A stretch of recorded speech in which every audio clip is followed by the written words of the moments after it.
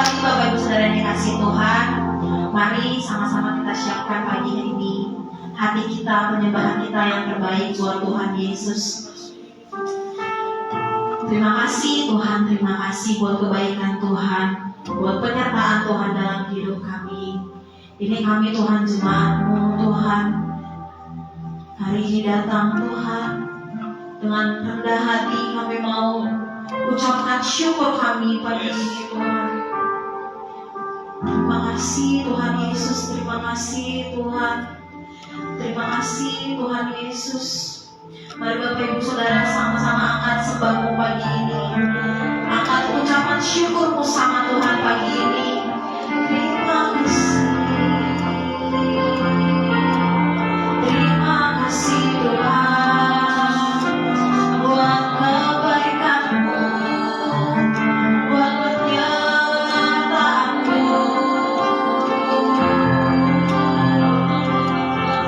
Kami bersyukur, kami memuji, kami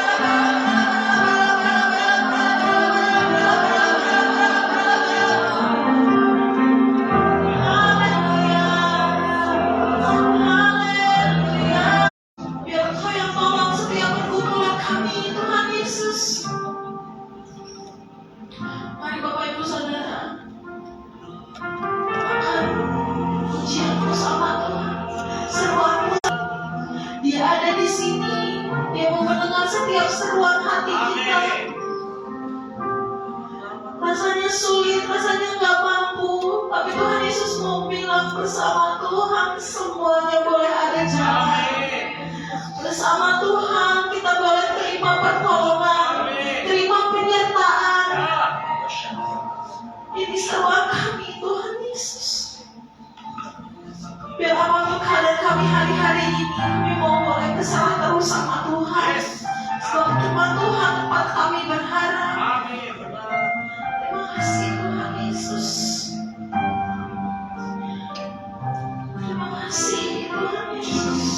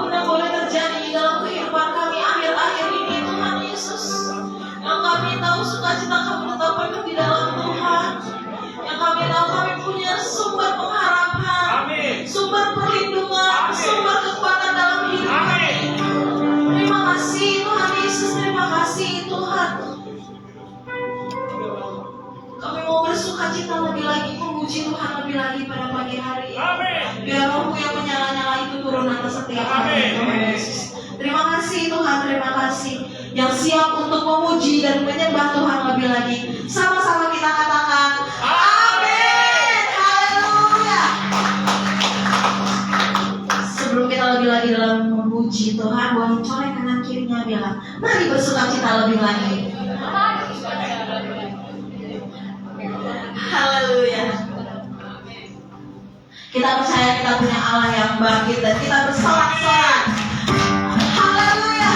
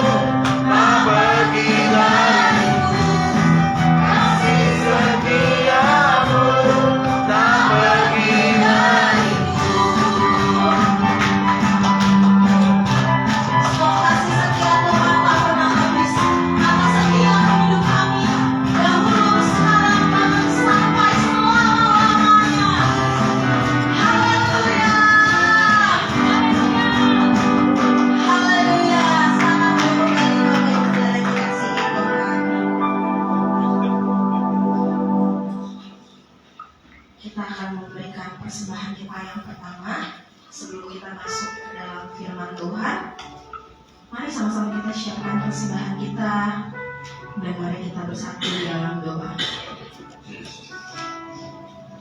Bapa kami yang baik, Tuhan Yesus, terima kasih buat sukacita yang penuh atas setiap kami. Kalau sebentar kami memberikan persembahan kami yang terbaik, biar Tuhan yang berkati setiap tangan-tangan yang memberi. Terima kasih Tuhan Yesus, terima kasih. Kami siap memberi dengan penuh sukacita. Dalam nama Tuhan Yesus, haleluya, amin. Selamat memberi Bapak Ibu Saudara yang dikasihi Tuhan.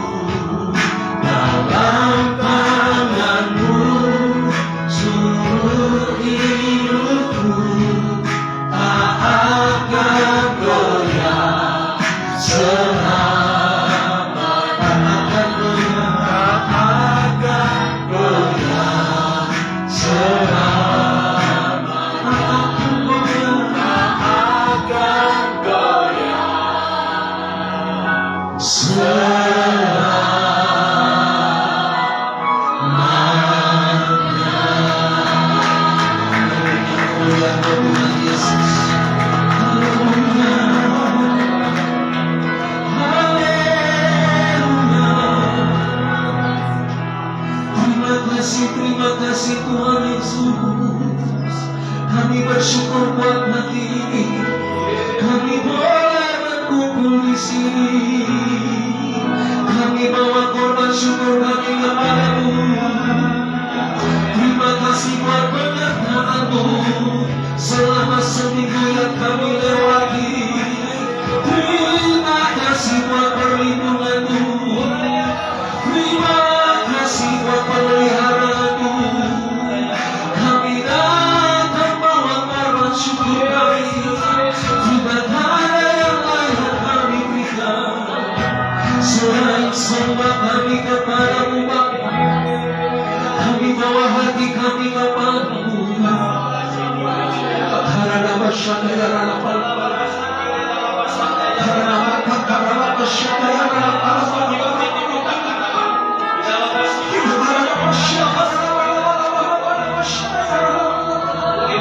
mari naikkan korban syukur buat menyembah Tuhan yang luar biasa.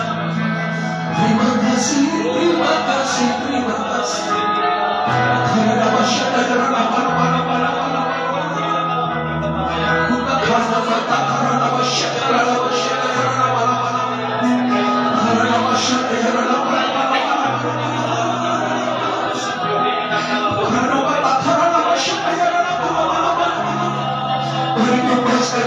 angkat suaramu dari hatimu yang paling dalam, dengan ucapan syukur kepada Tuhan.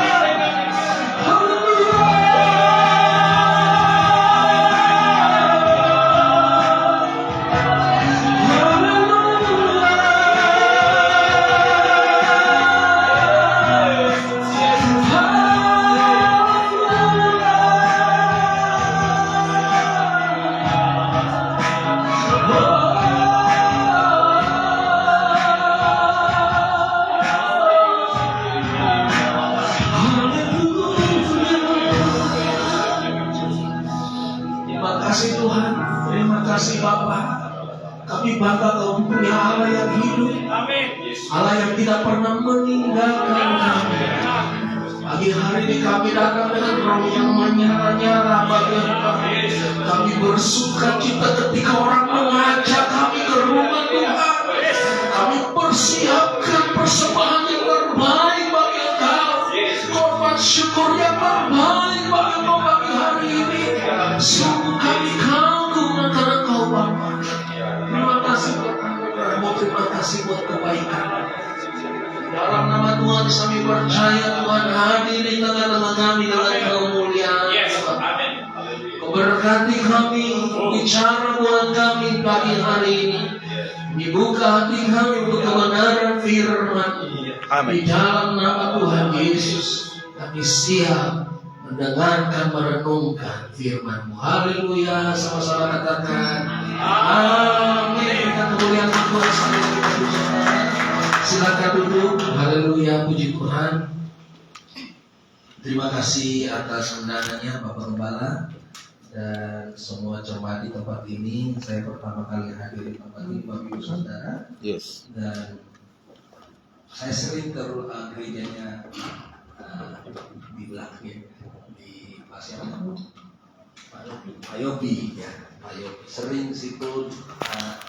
Tapi kali ini baru saya pertama kali tahu bahwa sini ada GBI ya, puji Tuhan. Haleluya. Pokoknya di mana-mana harus ada GBI. Ya, sudah serah. Bumi GBI di surga. Haleluya. Perkenalkan, nama saya Pendeta Muda Temi Ivaldi HE. Saya sudah beristri dan mempunyai dikaruniai 2 orang anak laki-laki. Dan sekarang saya mengembalakan salah satu gereja perintisan GBI juga Bapak Ibu Saudara.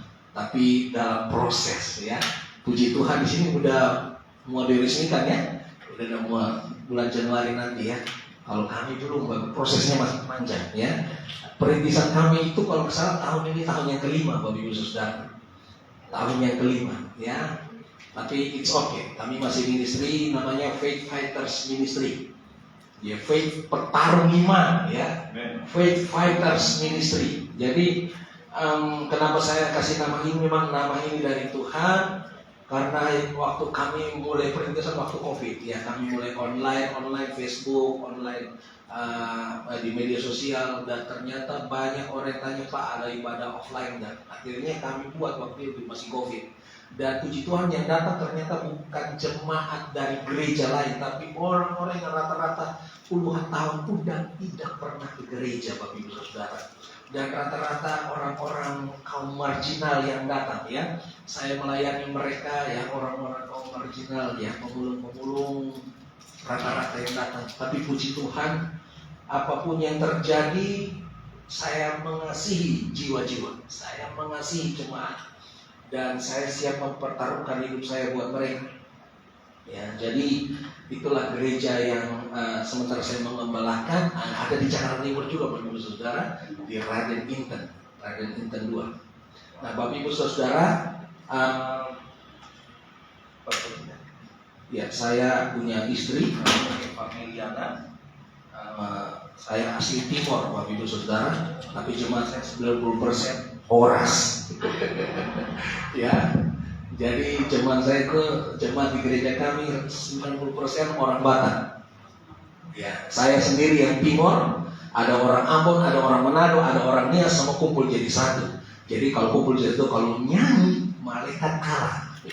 Suara rica-rica, suara saksa, kumpul jadi satu. Waduh, luar biasa. Meriahnya luar biasa gereja kami. Puji Tuhan. Dan kemarin saya ini sebenarnya bukan pengkhotbah, Bapak Ibu Saudara, saya ini penginjil. Saya aslinya lulusan misionaris, misiologi di Petamburan, S1 misiologi, dan saya aslinya hati saya itu menginjil ke daerah-daerah, ke pedalaman-pedalaman, dan kemarin Tuhan izinkan saya dan istri baru pulang dari perbatasan Pakistan India. Di sana tidak ada gereja, di sana Islam radikal semua. Kami pergi di sana bersama dengan beberapa anak muda dan tim dari beberapa gereja gabungan anak-anak muda. Kami pergi, kami nggak tahu mau nginap di mana. Kami bawa pakaian cuma 2 pasang. Kami pergi dengan ala kadarnya, uang ala kadarnya. Ada yang sampai jual handphone, jual laptop, jual motor demi bisa pergi ke sana. 2 minggu kami ada di sana penginjilan di orang-orang ini. Mereka tidak pernah kenal yang namanya Yesus sama sekali, ya. Sama sekali. Dan kami nginap di rumah-rumah mereka. Kami makan apa yang mereka hidangkan ya, makanan yang paling asing ya. Makanan-makanan India tentunya yang aneh-aneh. Kalau Bapak Ibu Saudara, kalau lihat di YouTube ya, mereka campur aduk pakai tangan ya. Dan itu kami makan, Bapak Ibu Saudara ya. Waktu tanya aja, saya bilang walaupun gak enak karena rasanya asin-asin asam gitu. Karena bawang merah campur ada jeruk nipisnya, campur ada dia punya butternya, itu asin dan asam rasanya. Karinya itu rasanya. Dan makan jangan pernah bilang tidak enak. Kalau tidak enak keluar dari rumah ya. Jadi apapun yang terjadi tetap jawab bilang enak, Bapak Ibu Saudara. Jadi mereka bilang aja, tetap harus bilang aja. Dan mereka tambahin, Bapak Ibu Saudara. Tambah itu angkat pakai tangan, Bapak Ibu Saudara. Jadi kita makan dalam hati kurang ajar. Tapi puji Tuhan, dan di sana Bapak Ibu Saudara kami menangkan beberapa anak muda. Amin. Beberapa anak muda. Dan di sana mereka ada dua keluarga yang saya kunjungi. 2 keluarga dan mereka terima Tuhan Yesus. Satu anak muda ceritanya unik. Salah satu anggota tim kami, dia itu baru bertobat. Dia dari Katolik, nggak ngerti, doa aja nggak ngerti. Terus dia bilang gini, Pak Teni, saya mau ikut tapi saya nggak bisa melayani.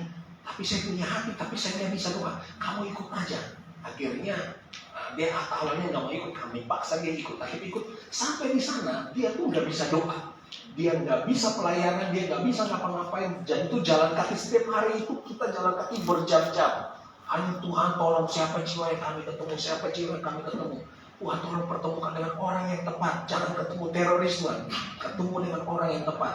Akhirnya dia ketemu dengan satu orang namanya Laura. Laura ini ketemu dengan satu keluarga di salah satu kampung itu perbatasan persis dengan Pakistan. Ini keluarga yang sangat itu radikal semua di situ. Jadi ini daerahnya daerah konflik, perebutan India, Pakistan, dan Cina. Kenapa? Karena daerah ini sangat subur sehingga hari ini konflik di sana. Perang India Pakistan itu di sini. Jadi kami pergi daerah benar-benar konflik dan dia masuk tinggal di rumah itu. Tahu nggak apa yang dia lakukan? Tuhan urapi. Dia nggak bisa penginjilan, nggak tahu firman, nggak bisa doa. Dia penginjilan cuma dengan apa? Pelukan. Jadi begitu dia peluk orang itu, kalimat orang itu bilang begini, kok orang Kristen beda ya? Baik banget katanya. Loh, enggak, kalian yang baik, kalian bisa terima kami di rumah kamu. Itu justru itu, kalau kamu yang baik banget buat kami. No, Kristen itu beda. Saya rasakan sesuatu yang beda ketika kamu peluk saya. Dia nggak ngomong apa-apa. Besoknya, orang yang dia peluk itu bilang begini, saya mau ikut Yesus. Amin. Haleluya. Yes. Saya cuma lewat pelukan. Saya mau ikut Yesus. Dan Bapak Ibu Saudara, dia hari ini lagi dipersekusi di sana. Dan dia mau ke Jakarta. Dia bilang, saya akan terima Tuhan Yesus, saya mau ke Jakarta, saya mau tinggal di Jakarta. Kenapa? Dia mau dipersekusi. Jadi omnya persekusi dia, mau bunuh dia. Dan dia bilang, saya rela mati demi Yesus. Kalian nggak tahu apa yang saya alami, hati yang saya alami. Jadi mereka ini orang-orang yang syariat Islam itu benar-benar ditegakkan di sana. Perempuan itu nggak boleh keluar sembarang. Perempuan itu di depan umum nggak boleh ketawa sembarang. Kalau lihat yang misalnya lucu cuma bisa lihat, nggak boleh ketawa, nggak boleh keluarin suara, nggak boleh ketemu dengan orang baru. Jadi betapa terkungkungnya hidup mereka. Dan waktu mereka dengar Injil, itu mereka kayak rasa sesuatu yang beda. Dan mereka bilang, ini kami baru jadi seperti diri sendiri ketika dengar tentang Yesus. Nah, Bapak Ibu, saya baru pulang dari sana dengan istri, dengan tim. Baru Senin beberapa minggu yang lalu kami pulang, dan puji Tuhan banyak jiwa yang dimenangkan. Kami menang di lapangan-lapangan. Saya nyanyi lagu Don't worry about the thing, everything gonna be alright. Pada kumpul semua saya menyanyi Don't worry about your life, every little thing, God can do anything. Oh, langsung ngomong firman Tuhan, ngomong tentang Yesus. Tertarik mereka dengan Yesus. Jadi saya penginjilan lewat lagu di sana. Kebetulan saya punya gitar, saya bisa main gitar. Saya nyanyi, mereka tuh haus musik. Jadi saya Tuhan bawa mendekat banyak jiwa di sana. Dan saya akan kembali ke sana, Bapak Ibu. Di sana belum ada gereja. Puji Tuhan, kita akan buka GBI di sana. Haleluya. Kita bisa GBI di sana. Saya rindu kalau kapan-kapan Bapak Ibu Saudara tempat ini kita bisa sama-sama ke sana. Amin. Haleluya. Kumpul uang baru. Ini anak-anak muda, Bapak Ibu. Mereka jual baju bekas, motor, apapun. Mereka nggak perlu dana, nggak perlu sponsor. Dengan dana sendiri. Pokoknya anak-anak muda di gereja kami itu beli tiket pergi. Kamu udah dapat belum? Udah beli tiket? Udah. Tiket apa? Pergi. Pulang? Belum, Pak. Jadi tiket pergi udah beli. Pulang belum. Pokoknya nanti Tuhan campur tangan. Jadi anak-anak muda yang radikal buat Tuhan, cinta Tuhan udah bisa-bisa. Dan saya udah tempatkan orang di sana. Ada guru sekolah minggu kami 2 orang ditempatkan di sana. Mereka 1 tahun mengabdi di sana, dan mereka yang follow up jiwa-jiwa yang ada di sana. Ya. Ada guru sekolah minggu 2 orang. Dan ini juga luar biasa ceritanya. Mereka ini anak-anak muda biasa yang baru datang dari Tarutung, nggak ngerti, nggak tahu kota besar. Jadi biasa-biasa saja. Tapi Tuhan pakai ada satu yang nama guru sekolah minggu. Cewek-cewek semua, Bapak Ibu Saudara. Masih kecil, masih remaja-remaja. Jadi baru tamat sekolah gitu ya. Pak, saya mau pergi ke India.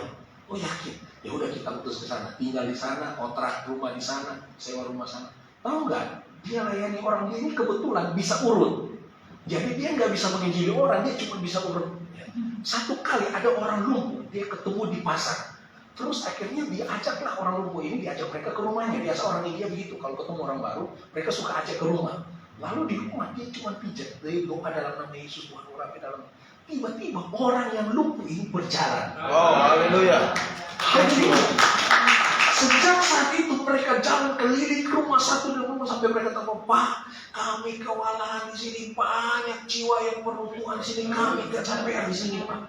Setiap hari mereka jalan dari rumah satu ke rumah yang lain. Wow. Amin. Lucu, istri saya lagi beda lagi ceritanya. Jadi ada orang sakit sakit perut, anak kecil sakit perut, datang minta didoain. Begitu doain perutnya sembuh. Langsung satu kampung datang, Bapak Ibu Saudara. Kita yang datang putih-putih, sorban-sorban semua, Bapak Ibu Saudara. Minta didoain, mereka pikir kita dukun. Jadi minta doain sampai ramai, udah kayak Tuhan Yesus di padang gitu ya. Sampai ketakutan sendiri. Udah cukup, awas nanti gak dispensasi.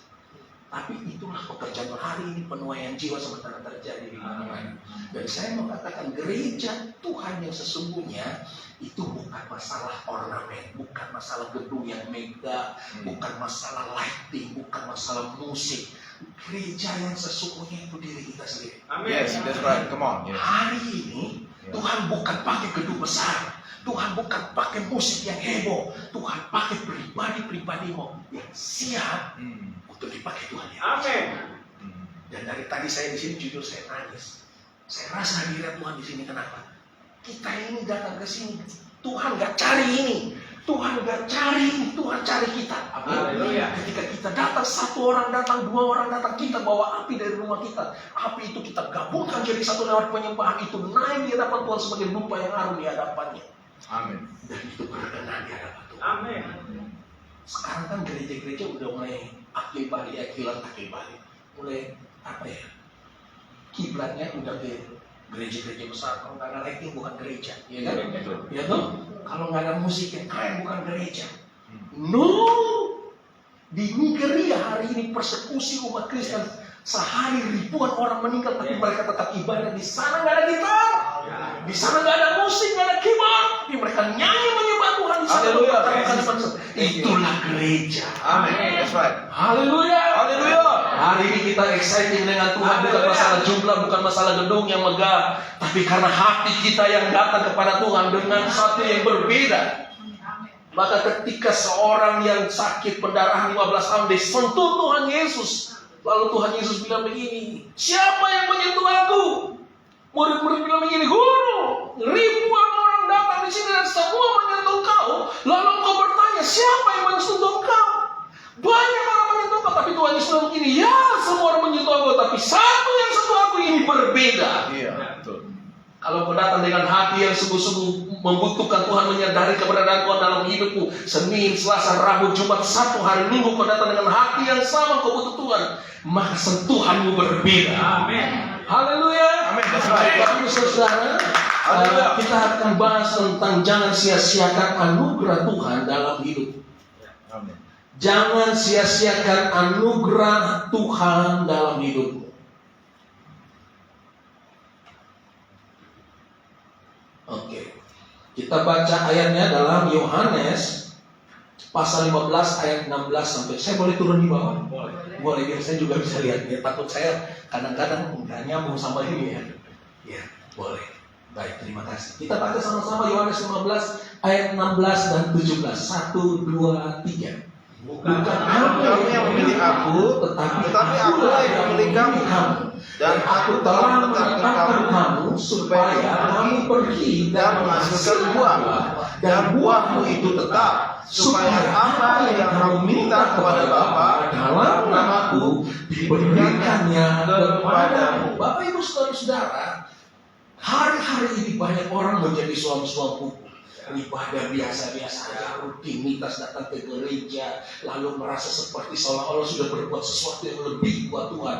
Yang penting saya datang ke gereja, saya hadir setor muka di gereja, saya nyanyi 2 lagu celambat, 3 lagu cepat, 1 lagu buat firman Tuhan, lalu dengar firman Tuhan, pulang lalu selesai, dan tidak merasakan apa-apa dan tidak ada dampak apa-apa buat dirinya. Saya mau katakan kita gagal menjadi orang Kristen. Kekristenan sesungguhnya bahwa kita menyadari bahwa kita ada hari ini kita jadi Kristen karena Tuhan yang pilih kita. Amin. Tuhan yang pilih saudara dan saya, bukan karena kita yang pilih Tuhan, bukan karena kita yang mau jadi Kristen, tapi Tuhan yang memilih kita jadi Kristen. Dan hari ini kalau kita ada di sini karena Tuhan yang memilih kita. Maka pemilihan Tuhan atas hidup kita hari ini itu sesuatu yang spesial di mata Tuhan. Amin. Waktu Tuhan Yesus berjalan menuju ke Yerusalem, dia dilakukan oleh murid-murid orang-orang Farisi suruh dia berhenti. Suruh murid-murid berhenti. Yesus bilang begini, aku bisa berbuat batu-batu ini untuk memuji-mujian. Artinya Tuhan bisa cari orang lain untuk jadi pengikutnya, menjadi orang Kristen. Tapi Tuhan pilih saudara dan saya. Hari ini yang kau jadi Kristen karena Tuhan yang pilih. Ya, aku akan menaruh. Bukan kamu yang memilih aku, tapi akulah yang memilih kamu. Ya, aku yang memilih kamu. Ini adalah kedaulatan Tuhan. Ya. Kedaulatan Tuhan. Siapa yang dia mau pilih suka-suka dia. Aku telah menetapkan kamu supaya kamu pergi dan menghasilkan buah, dan buahmu itu tetap ada ini. Tuhan pilih kita dengan supaya hidupmu produktif di dalam. Amin. Dan kau jalani hidupmu dengan hari-harimu dengan kualitas yang berbeda.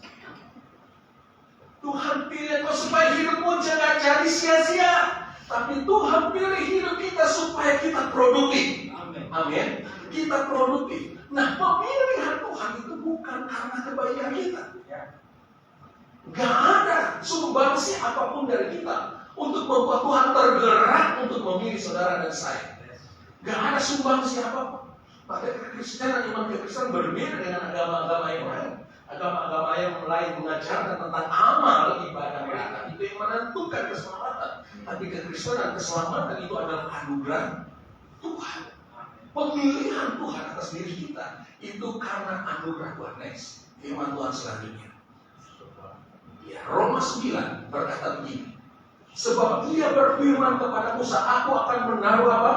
Belas kasihan kepada siapa aku mau menaruh belas kasihan, dan aku akan bermurah hati kepada siapa aku mau bermurah hati. Jadi kita ini sebenarnya kan orang-orang gembel. Kita ini orang-orang yang gak terpandang. Kita ini siapa? Gak ada apa-apanya. Sebenarnya kalau orang mau dihitung itu kita gak masuk hitungan. Iya. Kita bukan orang-orang yang masuk hitungan untuk dihitung Tuhan. Tapi